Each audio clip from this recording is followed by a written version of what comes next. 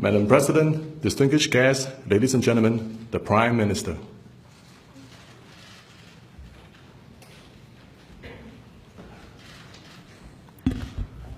President Halimah Yacob and Mr. Muhammad Al-Habshi, Chief Justice, Excellencies and distinguished guests, ladies and gentlemen. We are here this evening to witness the inauguration of Madam Halimah Yacob as the 8th President of the Republic of Singapore. Madam President, congratulations on your election.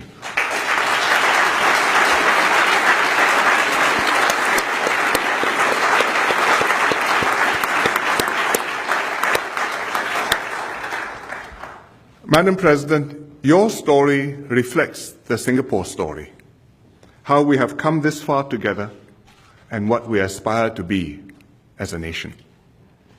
You have overcome difficult challenges in your life. Your early years were of hardship and deprivation. But you studied and worked hard to get a good education and a steady job to support your family.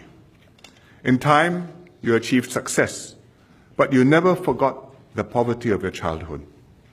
You went out of your way to help those in need and enable many others to succeed, as you yourself have done.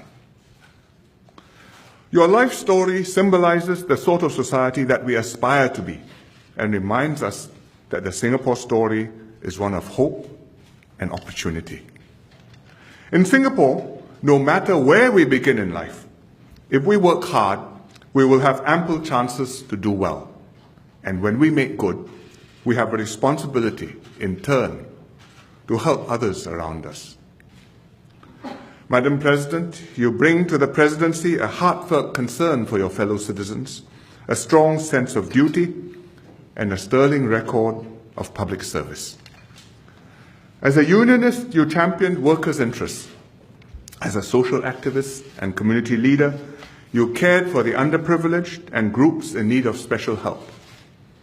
As a Member of Parliament, you worked with residents to solve their problems and brought people together to build a community. As a Minister of State, you worked with youth groups to engage their energies and idealism, improved childcare services to support working mothers, and enhanced support for the disabled by setting up the Centre for Enabled Living, which later became SG Enable. As the Speaker of Parliament, you were even-handed and fair to all MPs, encouraging robust debates on national issues while maintaining decorum and order in the House. Your wealth of experience in public service has prepared you for your new duties. The President has important custodial powers over the nation's past reserves and key public service appointments. When exercising these custodial powers, you have to make independent judgments on the issues before you, taking full advantage of the experience and advice of the Council of Presidential Advisors. At the same time, the President has to work closely with the government for the two key mechanisms to function properly. I look forward to establishing such a relationship with you, just as I did with your predecessors. However, there is one significant difference between being President and your previous posts. Hitherto, you have been fighting the good fight in the unions, in the political arena, in the governing party. Now, as President, you have to be non-partisan and above the political fray. The highest office in the land, the President, is the symbol of the nation. As the President, you have to be the unifying figure of our nation and represent all Singaporeans. I'm confident that you will adapt to this new role and perform it with distinction. Madam President, you are the first Malay to become President since our first President, Encik Yusof Ishak, 47 years ago.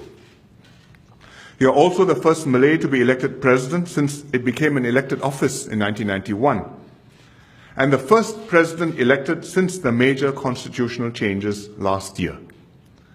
You are also our first female President. Your swearing in today is therefore a significant moment in our history.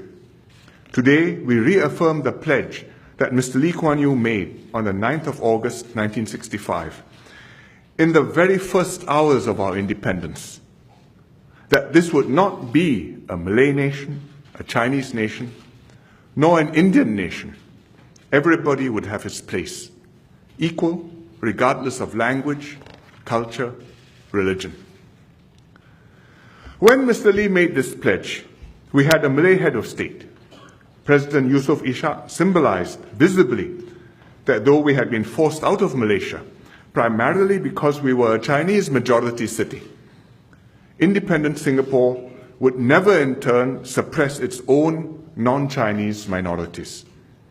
We chose the nobler dream, a multiracial, multi-religious Singapore. Madam President, half a century later, you symbolize visibly that Singapore will persevere with this dream. This has become all the more urgent considering the trends in our region and the rest of the world. In an age when ethnic nationalism is rising, extremist terrorism sows distrust and fear, and exclusivist ideologies deepen communal and religious fault lines, here in Singapore, we will resist this tide. Here, the majority will make extra efforts to ensure that minorities enjoy equal rights. That is something special, precious, and fragile. That's why we make sure that Parliament always has representatives from all ethnic groups. And now we will regularly have a head of state, the symbol of the nation, who can look like President Benjamin Sheares, who was a Eurasian, President S.R. Nathan, who was an Indian, President Tony Tan, who was a Chinese, and President Halimah Yacob, a Malay and a woman. Indeed, that was the compelling reason the government amended the Constitution last year. Madam President, Encik Yusof Ishak was President of all Singaporeans, regardless of race, language, religion, or gender. You too will unify all of us. You too will strengthen our sense of nationhood. You too will be our president. Thank you.